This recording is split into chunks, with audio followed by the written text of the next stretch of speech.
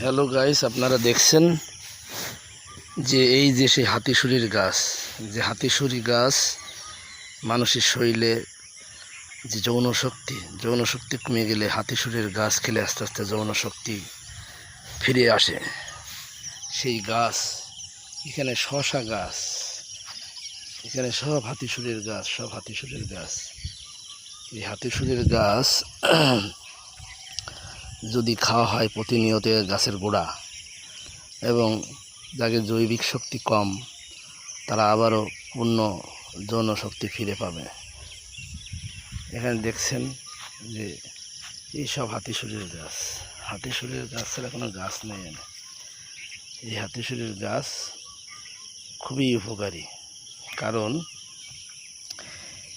এখানে আপনার প্রতিনিয়ত এই গাছ খুঁজে খাওয়া খুব দুষ্কার। গ্রাম অঞ্চলে বিভিন্ন গেরের বা পুকুরির পরে দেখা যায়, কিন্তু এখানে শশা হাতিশুঁড়ির গাছ দেখা যাচ্ছে। এই হাতিশুঁড়ির গাছ খুব ঔষধি গুণ। এই সব হাতিশুঁড়ির গাছ, সব গাছে ফুল ধরেছে। হাতিশুঁড়ির গাছ ছাড়া এখানে কোনো গাছ নেই।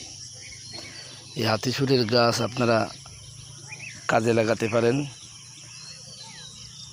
পূর্ণ যৌন শক্তি ফিরে পেতে হলে হাতিশুঁড়ির গাছ অবশ্যই এই গাছের গুঁড়া খাবেন। এই গাছের গুঁড়া খেয়ে অন্তত এক সপ্তাহ দেখবেন কী অবস্থা। আস্তে আস্তে আপনার পুরো ভিতর থেকে যে ক্ষয়ে যাওয়া শক্তি, সেই শক্তি আবার পুনরায় উত্থান ঘটাবে। এই ঔষধের গাছ আমরা অবহেলা করি, কিন্তু আসলে ঔষধের গাছ তো হাজার হাজার ঔষধের গাছ এনে, শশা ঔষধের গাছ। হাতিশুঁড়ির গাছের কোনো অভাব নেই এখানে। গাইস, সবাই ভালো থাকবেন, সুস্থ থাকবেন, সবার জন্য শুভকামনা। কারণ এই গাছই আপনারা খান, গ্রামাঞ্চলে যারা বসবাস করেন সবার দৃষ্টি আকর্ষণ করছি।